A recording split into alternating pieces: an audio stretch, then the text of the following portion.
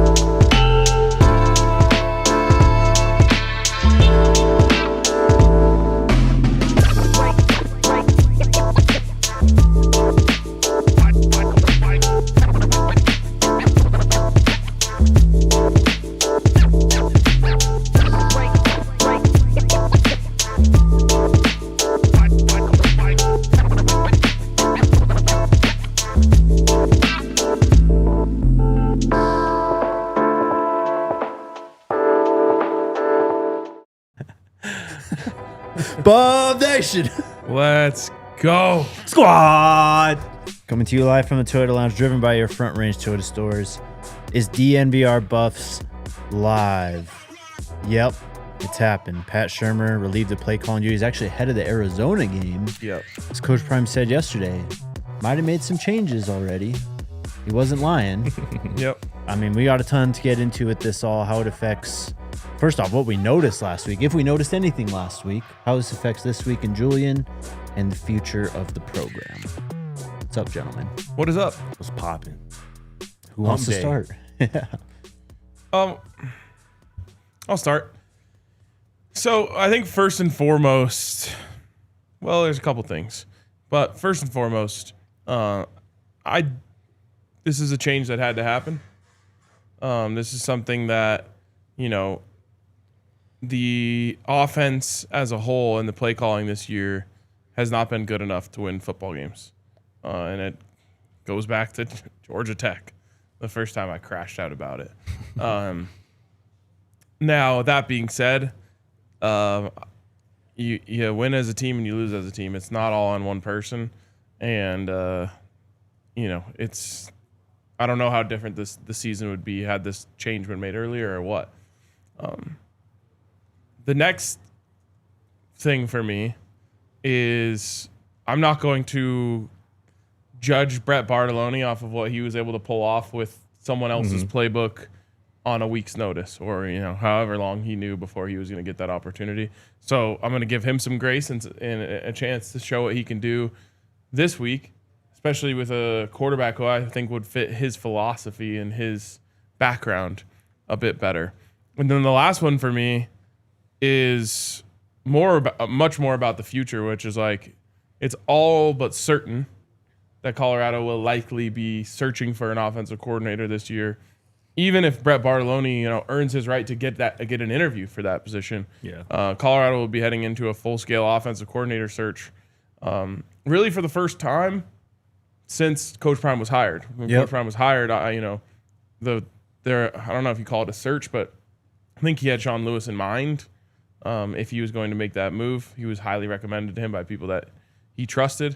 Then obviously the next time, Shurmur was already in the building, and it was awkwardly kind of just...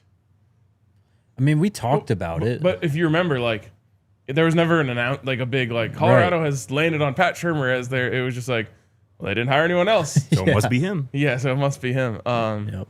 And so now you're heading into a full-scale offensive coordinator search, I would assume, this offseason. And that, to me, is going to prove to be the biggest hire of the Coach Prime era. 100%.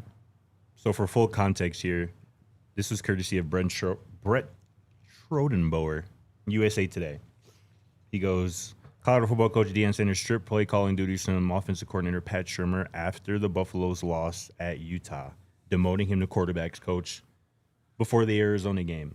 A person with knowledge of the situation told USA Today Sports that person did not want to be named because of the sensitivity of the situation. That person said Colorado tight ends coach and passing game coordinator Brett Bartolone has called plays instead of Shurmur since the Utah game. So obviously that means the Arizona game. And for me, this this is good and bad news. Two things can be true at once. I think the good news is, and more so good than bad, in terms of something had to change.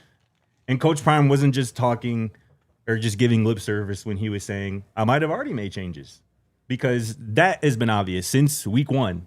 The play calling has not been up to par, up to standard. And it has hurt this offense. It has hurt the quarterbacks, each of them, I think, that we've seen get snaps this year. So it's good, like I said, that Coach Prime has made a change. He is trying to push a button that everybody knows has to be addressed. The bad news is, and you kind of alluded to it at the top, it didn't look different at all. Mm-hmm. And to your point, it's going to be hard to look different when it's still the same offense, right? You're still ordering food off the same menu, so to speak. But the first two plays of the game were screens. And that is something that was a staple of the Pat Shurmur offense and something that we've talked about a lot this season. Those screen plays haven't been a successful, effective play for this team this year for whatever reason. If you want to blame the receivers blocking, if you want to blame the play calling, the execution, et cetera, et cetera. But a lot of what we saw from Pat Shurmur was what we saw from Brett Bartolone, who was calling plays against Arizona. And that, to me, just signals that this is a full-scale, full-blown issue that has to be addressed by getting all new people in there, pretty much, in terms of the play caller, in terms of you gotta start this thing over from scratch, I think, offensively, with Julian Lewis in mind. Get an offensive play caller who knows Julian Lewis's strengths and his skill set, and somebody who can gel with him, grow with him, and get the best out of that. But I agree with you, though. Like I said at the top, like it's difficult to look different when it's still the same offense. Yeah. So I'm going to give Brett Bartolone, like you said, grace, because I think he's earned that. We talked about him this year as somebody who we would have wanted to see potentially take over play calling duties this season. So I think he deserves the opportunity to show what he can do with Julian this weekend, the following weeks after. But I think this really just signals that you got to almost tear this thing down to the studs offensively from a coaching standpoint to really build Juju up the right way and make sure he turns into the quarterback that we know he can be.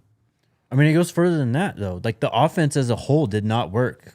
We've talked about this at length, too. Like, the screens, whatever that may be. Maybe that's just what Caden felt most comfortable doing, what he felt like he could do best.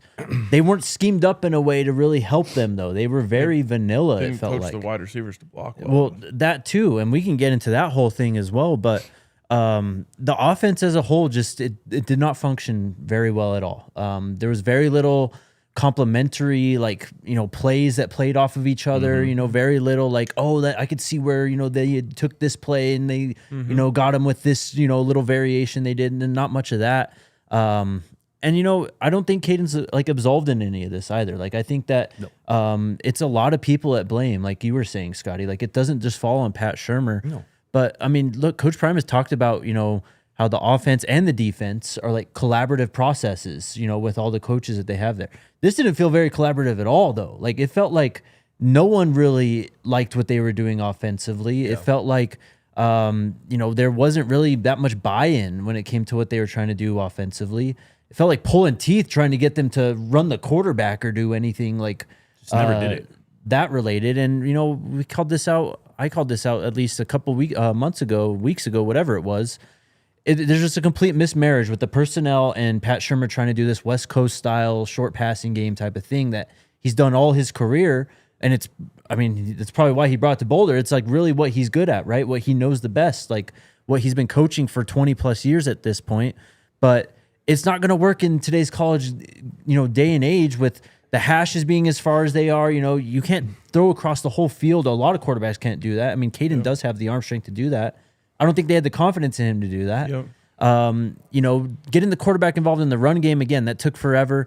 And then it looked a little bit different, of course, when Julian came in last week. But that, I think, just had to do with Julian being Julian, and he can just throw the hell out of the football. Well, and you're also going to, hopefully have had conversations with him of the concepts, again, that exist within this playbook that you like. Yes. And so, I don't know, man. It's I agree with Scotty that you at least have to evaluate it down to the studs. For sure. And, someone in the comments said it should be Brett or Leftwich. Let's not overcomplicate this. I'm like, no. Let's overcomplicate the shit out of this. Yeah. Turn over every rock in America to try and find the best offensive coordinator for the future of this program. I mean, we were sitting upstairs a second ago, and Curt Cignetti came up, and I talked about how, like, I brought up Curt Cignetti on our show when we were at the very beginning of the coaching search that led to the Coach Prime hire. I just used the internet to look at coaches around the country and found Curt Cignetti as a guy. I was like, man, this guy has done it all. This guy's a really impressive resume. And that's all just to say, like, if I could do that, then there's plenty of people out there who can call the hell out of some plays. I mean, I look back to North Dakota State last year, and we're sitting there being like, holy shit, they are scheming it up. You know, Delaware has a great offensive coordinator. Buster Faulkner at GT, like all these guys. Yes. So, no, I think that you really need to open the search up. I mean, Brennan Marion is a guy who we loved last year. Like, there are people out there doing amazing things with offense. There's the sky is the limit of the innovation that you can do in college football. And I'd love to see Colorado really, and Coach Prime, turn over every rock to try to see who they can find to do something different, do something special here, and build an offensive identity. Yes. You know, and the way that Coach Prime runs the program is really attractive for an up-and-coming offensive coordinator because Coach Prime is the CEO type. For sure. If you go, let's just say, if you go to be the offensive coordinator at Arizona State, all of the credit for the offense is going to Kenny Dillingham. For sure. But if you go to be the offensive coordinator at Colorado and you have this team scoring 35, 40 points a game next year, oh yeah, everyone's going to be talking about you as the next hot new name. So there is a great job opportunity here. If you can retain Julian Lewis, that's attractive for an up-and-coming coach. And so this is a good job that Colorado has a chance to hire someone great for. Right. I mean, look, this is a completely different situation than it was even last year or when Sean Lewis was coming in. Like, there's pieces. You have a quarterback. You have Julian Lewis. You know, you have a lot of these wide receivers who have eligibility to come back. You have Jordan Seaton. You have a cornerstone on your offensive line. Like, this isn't really a risk for, potential offensive coordinator hires out there. Like, there are legitimate pieces in place that you can build around. And if you have another great offseason in terms of recruiting in the transfer portal, you could easily get back to, scoring 30-plus points a game, doing all this fun stuff that you were doing just last year. I know Travis and Shurmur were the, engine that really produced a lot of that, but you have Julian, you have wide receivers, you're going to be able to use the portal. You have a running game that works this time. The new offensive coordinator isn't going to have to deal with, can you build a running game, all that stuff. Like, This is a completely different opportunity than the last two potential times we were talking about this. And that's why I said on Monday when we were talking about it that that's priority number one this offseason for this program. Is finding an offensive coordinator who you believe in, because it's important as well for Julian Lewis, obviously. Like, that's going to be, you're going to almost have to try to convince him with this new hire that he's the right guy to help you get to your dreams of the NFL and reach all your aspirations. So that's another reason why it's the number one priority this offseason. Even more important than who you add in the portal, the guys that you retain. It's about getting the right guy who is going to be calling your offensive plays next year and hopefully for the foreseeable future. Because, after Coach Prime, that might be the most important, from a non-player perspective, the most important part of a football program, particularly in today's college football realm. Because we see it all around. Just look around college football. Look at the best teams in college football. They typically either have a head coach or an OC who we know by name. You know what I'm saying? Like, somebody who everybody knows, like, oh yeah, he's scheming stuff up. Those are where we're at. And so you got to get in line with that. They got to find them one. And I think they will. But it's going to take them taking a serious approach to this, turning over every rock and making sure you're looking in even places that might not be popular. Sure. Right? Because there are good coaches. That's how you found Robert schools. Livingston. Exactly right. And so that's kind of where I'm at with it right now. This offseason, that hire is going to be what I'm going to be most locked into Absolutely. at season's end. And, a lot of people have also brought up Robert Livingston and just saying that the defense has been bad this year, which it has. But I think you can clearly see what changed on the, like, Robert Livingston looked great last year and he looks bad this year. The difference is the Jimmies and the Joes. Yep. Yes. Personally. And there's been a lot of injuries as well on the defensive side of the ball. So I don't think that there would be a change at defensive coordinator unless Robert Livingston were to leave. Right. But he's not getting fired, I don't think. You just made him the highest paid assistant in school history. Yeah. To turn around and fire him less than a year later would be crazy. Yeah. So I'm certainly in favor of Robert Livingston getting another chance, obviously, to get things right next year. For sure. And again, it would be like next year would be the rubber match. Exactly. Was year 1 an aberration or was year 2? Yep. Let's take our first break, and then we'll get back into a little bit more with the change at play caller. Shout out to our friends at Ent Credit Union and Broncos Country. This is for you. Every 15 swipes, if you open a Broncos checking account with Ent Credit Union, every 15 swipes on your Broncos checking debit card enters you for a chance to win home game tickets. You also get a Broncos branded debit card, including the limited edition Bo Nix one that's available now. 10% off food and gear on game days at Empower Field, plus no surprise fees because they are a credit union. They're going to take care of you and your money. And if you're ready to bank like a Bronco, head on over to ent.com/DNVR to learn more. Insured by NCUA, membership required. Account requires associated Ent Broncos debit card. Also, shout out to our friends over at Taco Bell. Tomorrow is when the Baja Blast Pie is going to be available in stores. Dropping. Let's go. It's dropping in stores. I think it's just like, this is it. When they're sold out, it's just done. Damn. So it's extra limited edition, and I would highly recommend it. We had 2. We put one back in the freezer, and I might just try to like sneak that away and bring it to my family Thanksgiving. keep it preserved. You're going to shock a lot of people. Until then. So go check it out. Also check out a Buffs box value. They're $7. I mean, I don't know what to tell you. $7 for 4 Taco Bell classics and a player collectible cup to satisfy your Taco Bell craving. So Taco Bell is a proud partner of CU Athletics and is donating $1,000 to the Golden Buffalo Scholarship for every CU touchdown scored in 2025. Liv Moss at Taco Bell. Buffs love the Bell. Shout out Taco Random question. Cold pie or hot pie? Cold. Now, that being said, certain pies are way better warmed up. Yeah, for sure. But Cold is your preference, though, Jake? I just Yes. Same? Yes. Sure. I just like cold dessert, period. Okay. Like, I want my dessert to be cold. That's why ice cream is 10 levels above any other dessert. And that's why I like hot pie. With 'Cause ice you cream? can throw ice cream on Yeah, top of it. no, you know what I'm with saying? that. But I would rather just have the ice cream, to be honest. No, I hear that. That's valid. It's a great point, actually. Yeah. Like, give me 1 scoop of ice cream and a slice of pie, or just 2 scoops of ice cream. Give me the ice cream. Definitely. All right. Some people in the chat I saw were asking, why didn't this happen sooner and all that. I think I have a theory. Okay. So, and this goes back to, I keep on saying it every time we bring it up. We don't talk about enough how Coach Prime's illness this summer really affected things.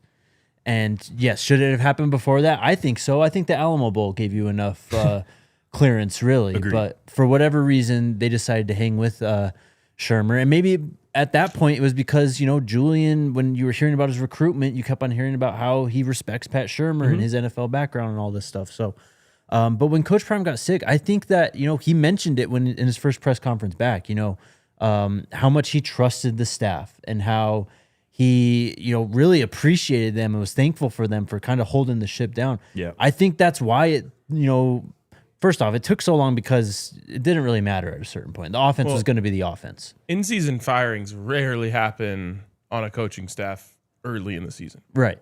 And so, anyways, I think it's just a combination Or of that. promotions, I guess, in this case. Yeah, I mean, it was halfway through the year when they did this last time with Sean Lewis and Pat Shurmur, right? Like it was, after, the Oregon State game, I think, is when he started taking over play calling. That was the final 3 or 4 games. Yeah. So it's a combination of that. Like, there's not much that you can really do by just changing the play caller at that point in the season because the offense is the offense. May as well let the guy who designed the offense try and flesh it out a bit more. See if he can squeeze whatever's left in what he created over the offseason. But also, I think that Coach just really trusted him with how he and the rest of the coaching staff held down the program, really, over the summer and all that. I just think that that played a lot forward into, why we're maybe seeing some delayed decisions, Julian included, and all that stuff. I think that's valid. If I had a theory about it, and again, I don't know if this to be true, but I think I mentioned this before a couple of times, but I think it's the 2023 season and him going down this path once before recently at this program in terms of switching play callers mid-season.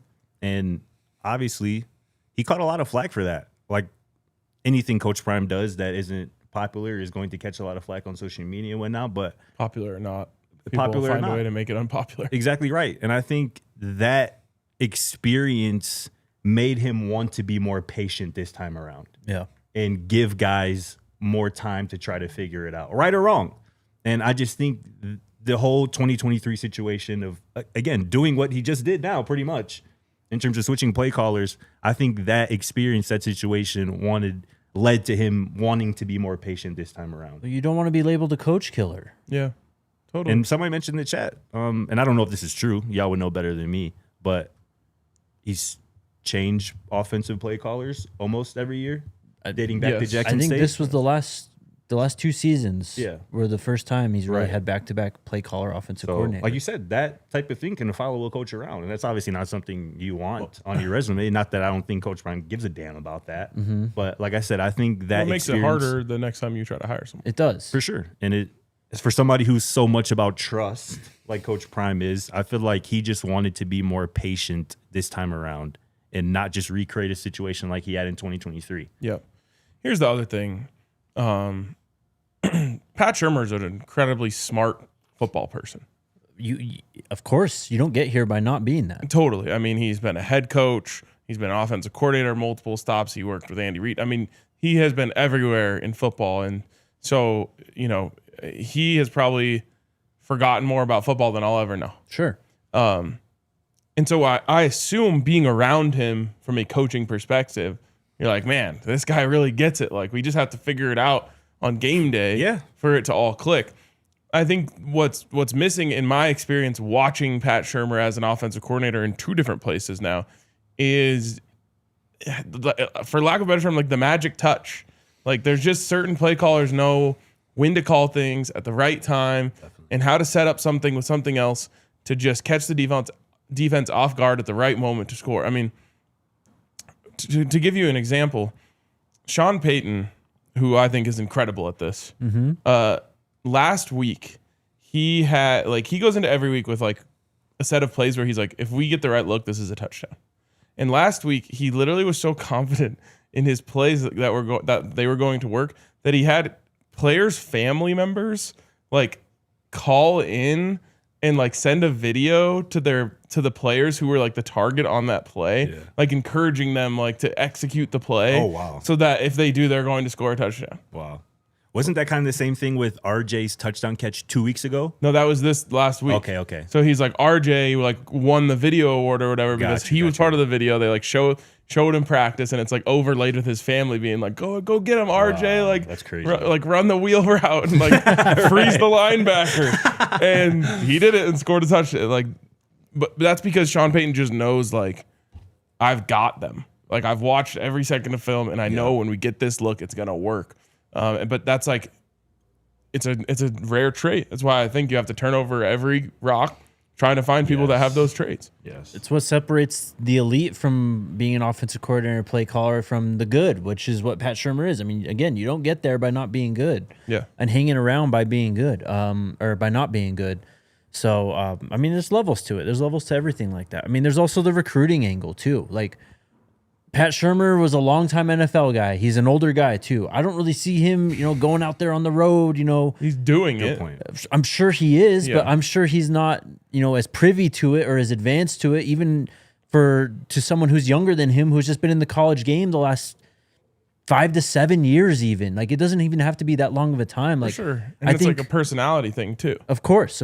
But I'm saying like that has to play a role. I think you need to find someone who can more closely relate to the kids. I'm not saying this guy's a target, but like you see how the UCLA offensive coordinator, how he like energized that program, how the kids loved playing for him. Like, you get that type of thing going on offense, and a lot's just going to move a lot better because it can't be fun playing offense in Boulder right now. It really can't. By the way, I think Jerry Neuheisel might be an option. Of course, I think he should be. Yeah.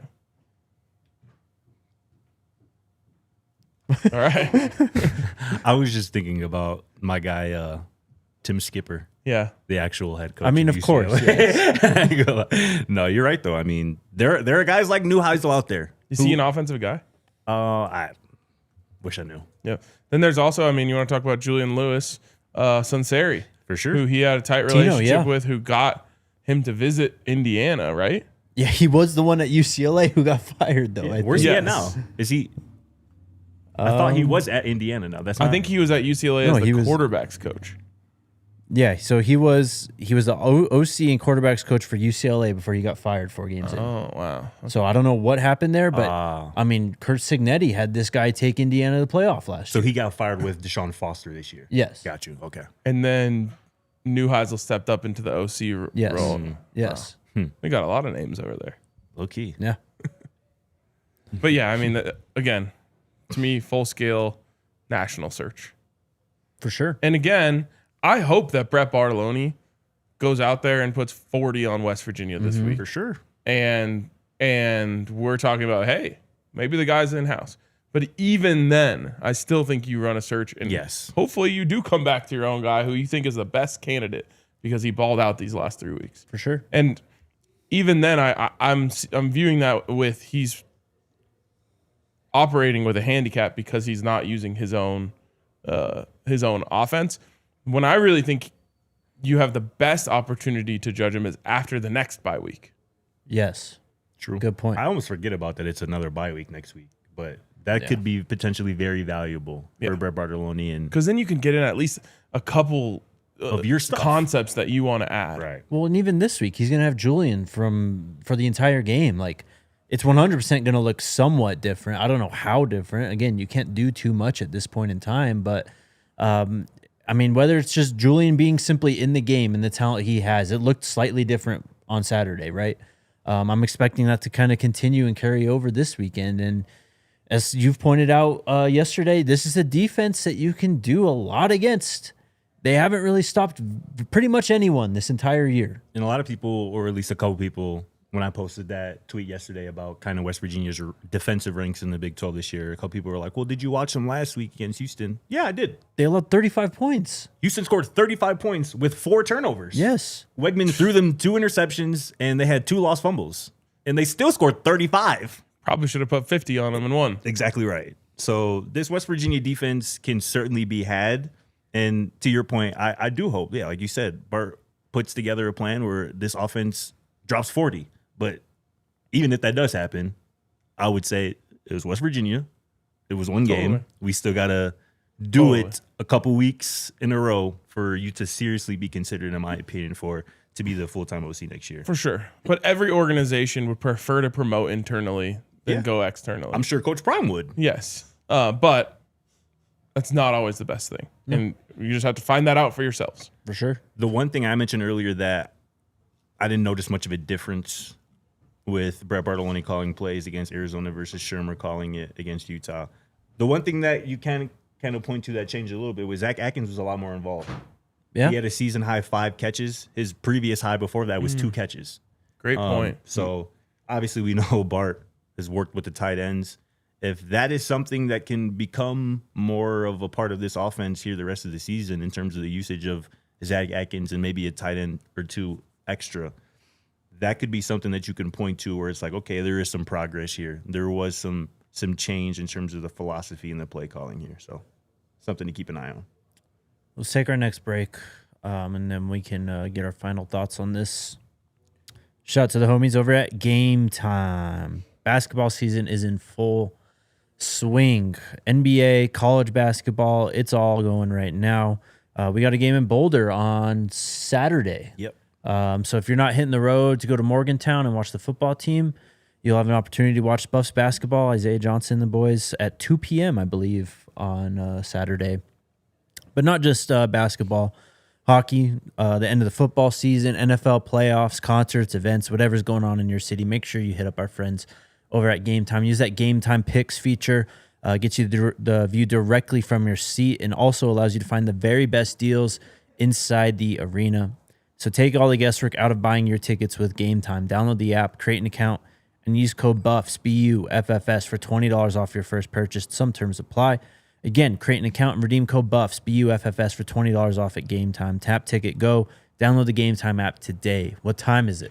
Game time. And shout out to the squad over at Common Spirit Mountain Region, man. With Common Spirit Health, they're just so much more than just hospitals or clinics, man. They are a team of passionate, expert caregivers dedicated to your well-being, woven into the very fabric of our community here. So from preventative care to advanced surgical solutions, their skilled physicians and caring staff are here for you, offering personalized treatment tailored to your unique needs. You can expect a blend of cutting-edge technology and a commitment to human kindness at their 20 hospitals and 240 clinics and care sites right here in the great state of Colorado. So whether it's a routine checkup, managing a chronic condition, or responding to an emergency, you can trust that Common Spirit can deliver exceptional care close to home. So experience the difference compassion makes. Find a Common Spirit location near you and discover a new standard of health and healing by visiting mountain.commonspirit.org. Common Spirit Health, official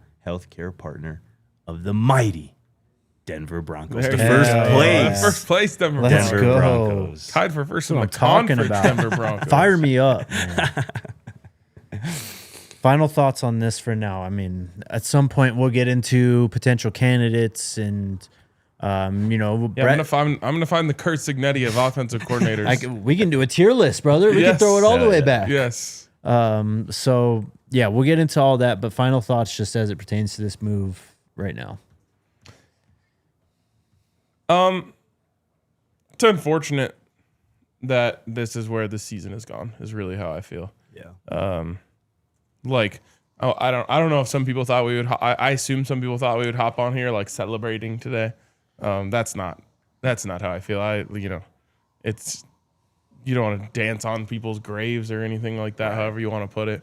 It's just a bummer that it didn't work out, and I think that it's unfortunate for all parties that I don't think it was a great marriage of Pat Shurmur and Caden Salter.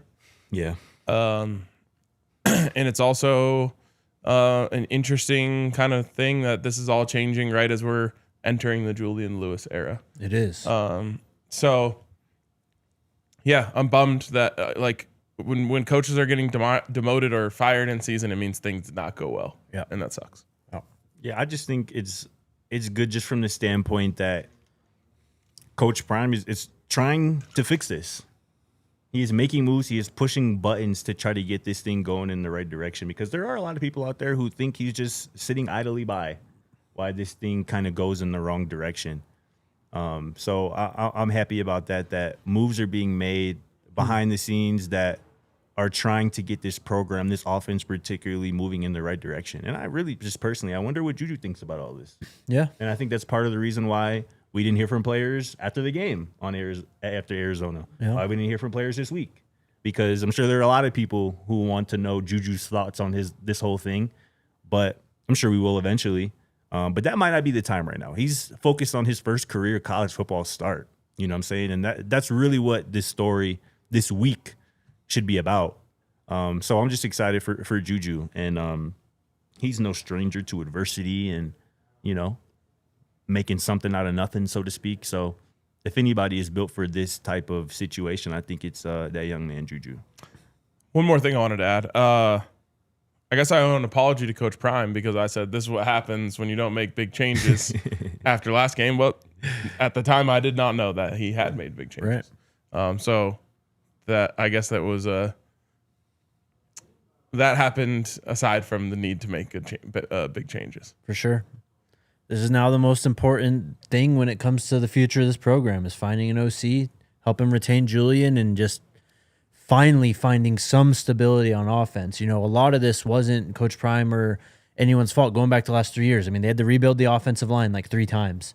That's very, very difficult to do. You lost the best quarterback in program history. You had to replace that. Like that's almost impossible to do for any program. So it's just the next step in trying to get this program to where Coach Prime wants to get it to get it where Buff Nation wants to get it to, hopefully see Julian Lewis throw tons of touchdowns here at Colorado, because that happens. I think that a lot of those things that I just mentioned could very well come true.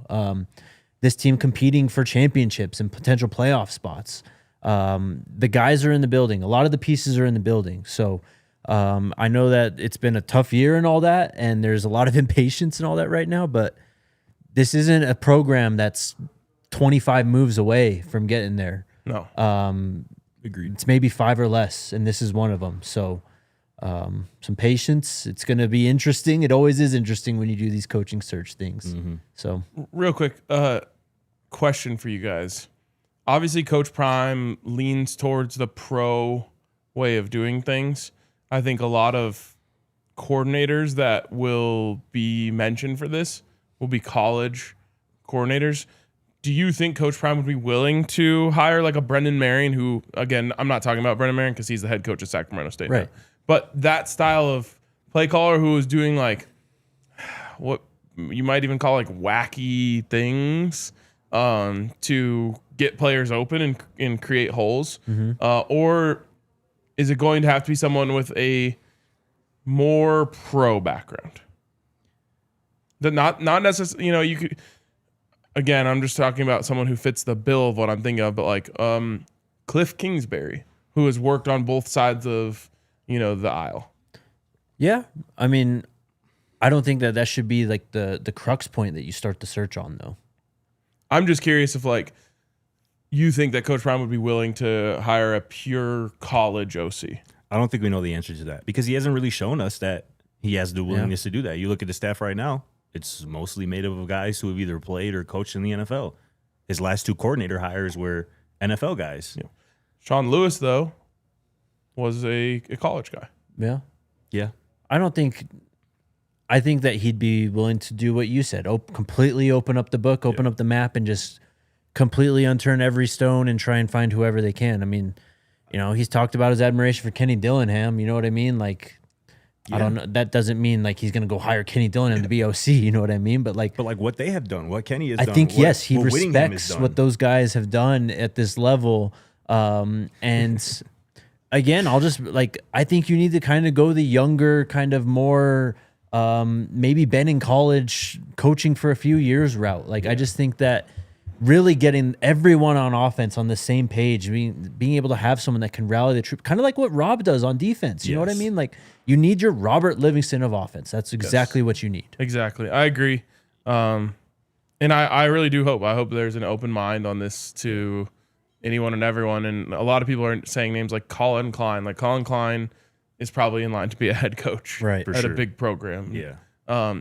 So I think this person is going to come from if you want to go for like the forward thinking young offensive coordinator, it's probably someone that no one's heard of right now.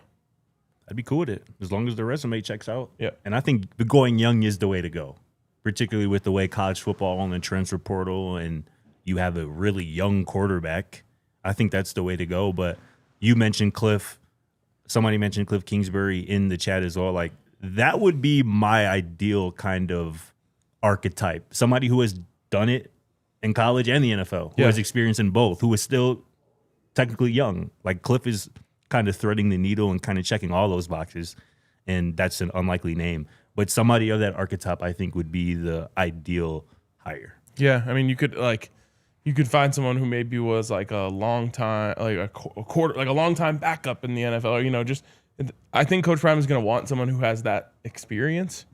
I think if even somebody, but you could thread the needle, like you said. Well, we didn't even mention his name, Byron Leftwich. Like, how do we feel? I'm interested. Yeah.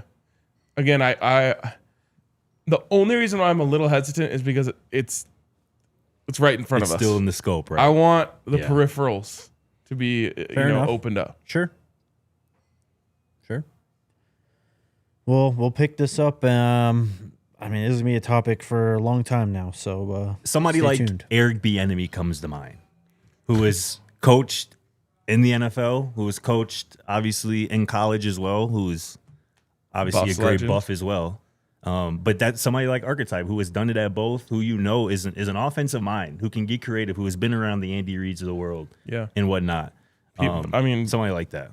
Buffs fans have seen Eric Bieniemy as their offensive coordinator before, and it did not go very well. But I would just say he was OC for. He was. When was this? When John Embry was the coach, so early 2010s. Ah. But I would Well, then I guess I take that back then. No, because at that time he was a career running backs coach who got that opportunity. Since then, he worked with Andy Reid for God knows how long. Was the offensive coordinator for him. Yeah. So I wouldn't completely rule it out, but Teddy Bridgewater is a great name. Like, I don't know how interested he'd be. I mean, he's obviously still trying to play and stuff, but like, that's the type of type of person that I would look for. Agreed. Yeah, open it up, baby. Yep. Turn them all over. Turn over every rock. It's gonna be fascinating. All right, let's talk about Jordan Seaton and the 2027 NFL draft. Jordan Reed at ESPN, he covers the draft for them. Lot of hype about the 2027 draft class right now, partially because the Jets just traded basically everyone on their team. Why couldn't they trade us Garrett Wilson? Bro, you know what? I blame Garrett Wilson. He shouldn't have signed that extension. He could be a Bronco if it weren't for that, I think. Fair enough. But anyways, because the Jets traded their entire team for 2027 draft picks, a lot of talk of the 2027 draft. Matt Miller calling it the potential to be one of the best ever. And it's, I mean, Best look, ever what? Drafts. So Jordan Reed put together this tweet. Listen to this. I mean, Okay. look, We're dialed in. non-quarterback names for the 2027 draft. Jeremiah Smith, pretty good. Yeah, he's a dog. Dylan Stewart, edge at South Carolina. Colin Simmons, edge at Texas. Cam Coleman, wide receiver at Auburn. Ryan Williams, wide receiver at Alabama. Ooh, transfer portal's open for Cam Coleman. It is. Leonard Moore, cornerback at Notre Dame. Also on that, I saw a tweet yesterday that Auburn's already battling to keep him moving forward. I bet Well, they yeah. are. Someone's going to pay him like $5 million. Of course. I mean, well, Auburn had to pay him a lot too. I'm though. sure. Leonard Moore, the cornerback for Notre Dame. Last name mentioned, Jordan Seaton, offensive tackle, Colorado. It's not been a great year, but Jordan Seaton has built on his draft stock, it feels like. Oh, yeah, for sure. I think there's so much more to go. But he's like a consensus, like top 15 at the least. Top 15, top 20. You'll see top 5, top 10, depending on where you look right now. It's crazy to say this, but we said that about Jordan Seaton before he even committed to Colorado. Yeah. For real. Like, all it took was one look at his high school tape to be like, oh, this is a very rare blend of size and athleticism. Yep. And yeah, he's going to be a top 10 pick. And that was when he still had the baby fat on him. Mm-hmm. You know what I'm saying? He didn't transformed since then. And imagine him 2 years from now. Did he end up playing anything but left tackle last Saturday? Jordan, I'll tell you in a sec. he played mostly left tackle, I think. I know he split out wide. I don't think we The yard offsides. I don't think we saw him at guard really Yeah, I don't once. think we did either. Okay.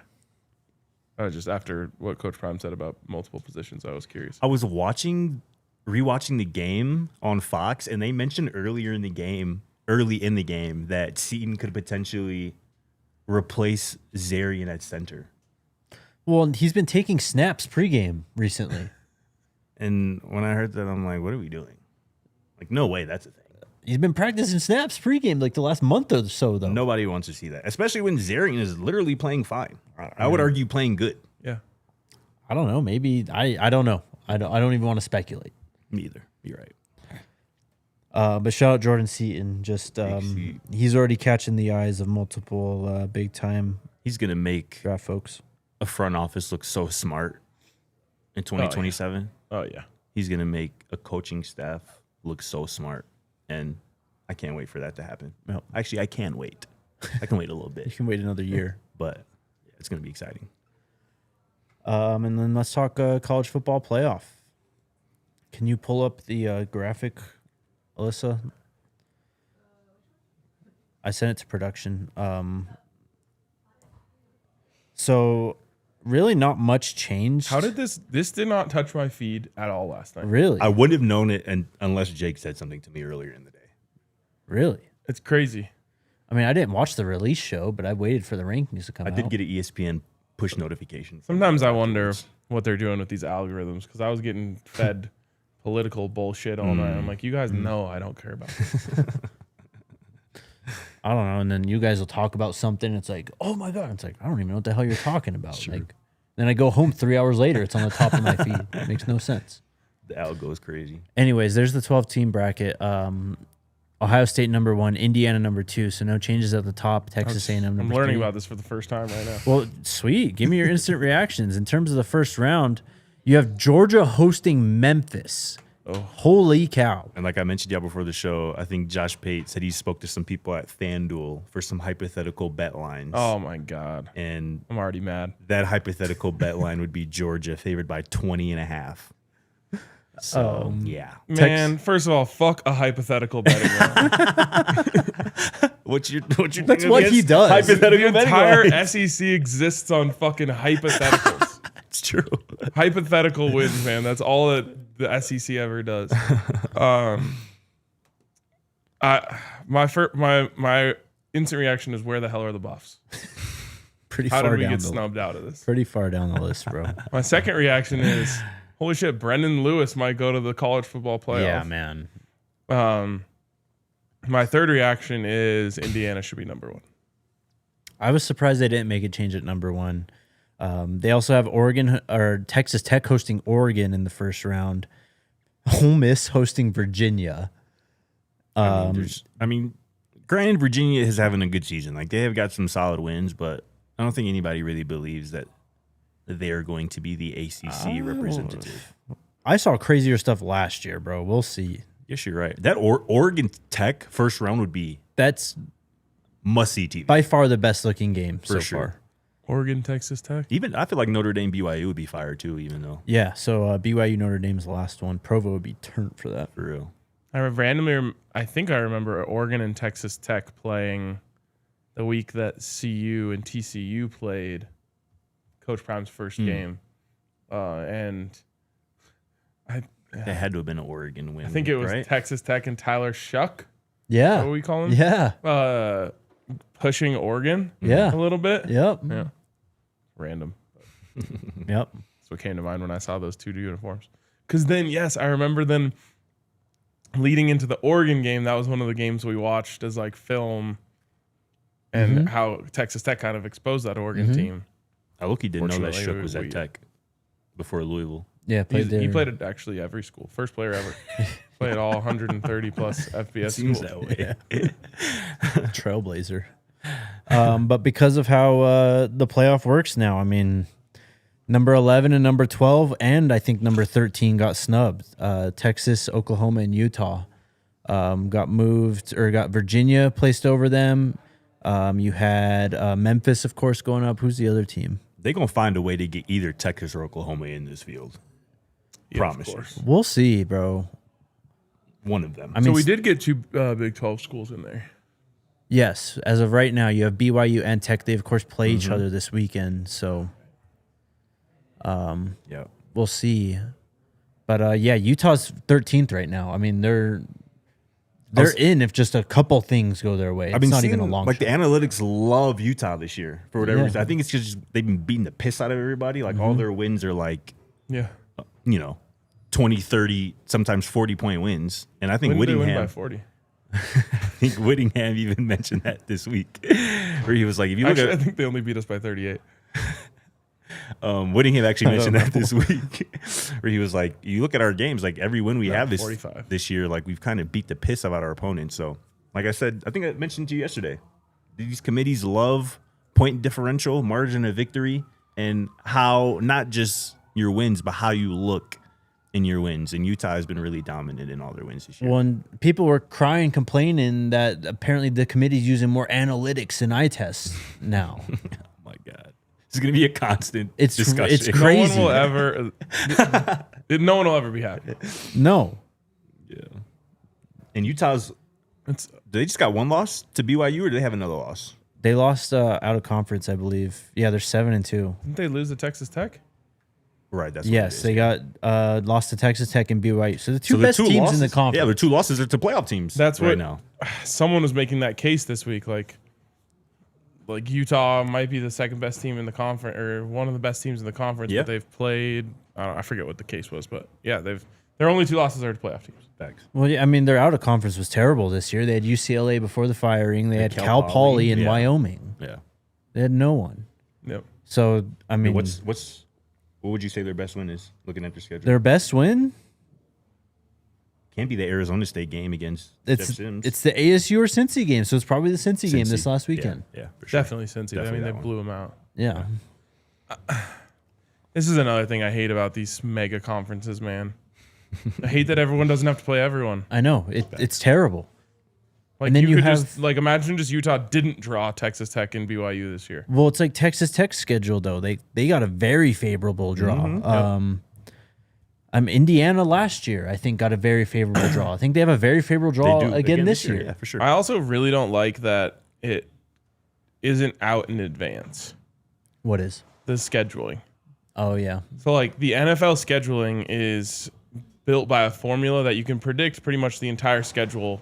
So we know the entire schedule every year at the end of the year. We have that in the Big 12. There's a Big 12 scheduling matrix that, like, determines the opponents. It's just not set by dates. Okay. I don't know if that's how it works for all the other ones, though. Good. People are also upset about Notre Dame. Why? Being up here because, I mean... being up there? Okay. Yeah, they're number 10 in the country now. They've lost to Texas A&M and Miami. A&M's, of course, a top 3 team. Miami's just on the outside looking in, but Notre Dame, other than that, they have a big win over... Or not even a big win. They have a 10-point win over USC. That's their resume, and they're the number 10 team in the country because of that. I do appreciate that Notre Dame can never get a top 4 seed. They need something to equalize out the bias when it comes to them. Yeah, exactly. So that's exactly kind of what I meant there. Like, all right, whatever. They're always going to be overvalued, but at least they can't get a bye. That's all I got, though. We can go to the chat. Tom Peasy, lighten it up. He says, fam, Bartolone, play calling is all good news. Bartolone was running a Lincoln Riley type offense at JSU, which fits Juju in my opinion. This is Patso. If he stays, the big homie Bartolone gonna fire up the O next year. We didn't talk about this with Bartolone. I mean, we've mentioned it countless times on the show. This is a Mike Leach disciple. Mm-hmm. You have a quarterback who's known for just airing it out. I mean, I like this marriage better than the previous one, that's for sure, no matter how temporary this is. But yeah, and I mean, Colorado did, like, I'm just looking at options in the playbook. Colorado definitely did have some air raid concepts in the playbook. Last year, they were more prevalent, but it'll be interesting to see. I'll be watching with much more of a keen eye this week. And, you know, I've seen the back and forth on social about, like, did you notice? If you didn't notice, you don't know ball. Like, it's like, well, I wasn't looking for it, so right. I didn't notice. Also, the team was down 30 points again, like at halftime. Like, so this week I'll be more interested to kind of look at what Brett does with Juju.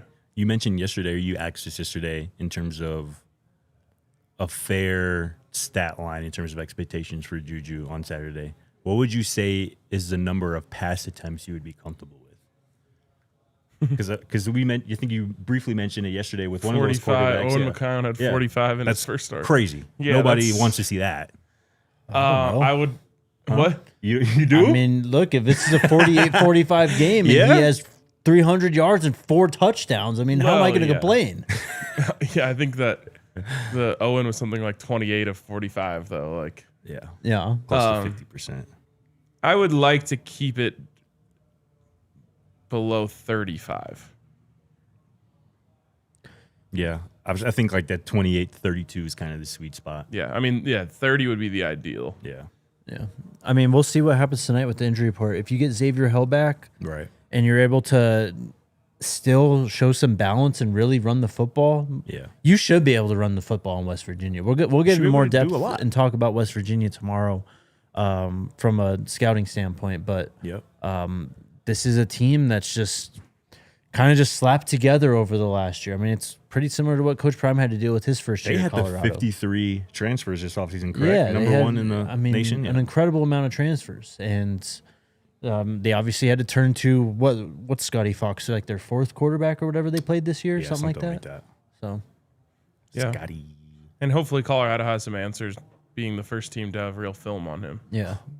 I saw a clip of Coach Dan Casey, right? Yeah. He always posts the sick gems plays constantly, yeah. He posted one yesterday of West Virginia pretty much running like quarterback power like GT quarterback. Like, yeah. They're going to spam that on Saturday. It's Rich Rod stuff right there, man. Colorado's defense better have an answer for that, for real. And, like, I hope when people see stuff like that, they understand why we were so frustrated. Yeah, exactly. West Virginia's doing it. Yeah. I mean, it's not that hard. It's really not that hard. I was so frustrated. Don Peasy says Juju was committed to Riley. I can't remember what the acronym meant. Big Hat Bartolone? Big homie. Big homie Bartolone is our guy. We up. Peasy's all in on big homie Bart. I mean, I'd be foolish to dismiss him as a candidate, I think. Absolutely. I agree. I mean, he's going to have a chance. And we've constantly talked about it's only a matter of time before Brett gets a job. You know what I mean? Like, for sure, man. The way he recruits, obviously he's got the background given the Mike Leach stuff. He's been with Prime for 5 years now, at least. Like, so. And we love the guy. He's just a good dude. One of the best. Sure. Yeah. Shout out Coach Bart. Last one from Peasy says, if not Bartolone, get whoever is OC at Indiana. Who was their OC? I think I heard Sig really praising him a week or two ago, too. It's Mike Shanahan. That's right. That's what it was. Yeah. The other Mike Shanahan. Yeah. Where did he come from? I feel like we heard about him last year. He was, I think he was with Signetti before. So, yeah, I think he was the OC at JMU, ended up going somewhere else for that last year. And then, obviously, Tino was the guy there last year. Tino goes to UCLA, and now Shanahan comes back. Did Tino get a promotion? No, he was OC at Indiana. He just took another job. He wasn't fired, UCLA. though? I don't know. Let me see. I feel like we would have heard about that because they were in the Julian sweepstakes because of him. Yeah, exactly. I mean that's all. Whenever Julian was asked about Indiana, he kept on bringing up Tino. I mean, Tino coached him when he was a little kid, I believe. Yeah, like this relationship really runs deep. Yep. I just see him parting ways at UCLA. I think he just left Indiana for UCLA. Okay. So. Anything else? It'd be fun. Gives us something to talk about until it happens. No doubt, man. And we'll obviously have a close eye on what it looks like this weekend. Yep, for sure. Hell yeah. All right, we'll see y'all tomorrow. We got scouting picks tomorrow. And a Broncos game. Cannot wait, man. It's going to be a lot of fun. We'll see you then. Let's go Buffs. Let's go Buffs. We all silly like the mayor.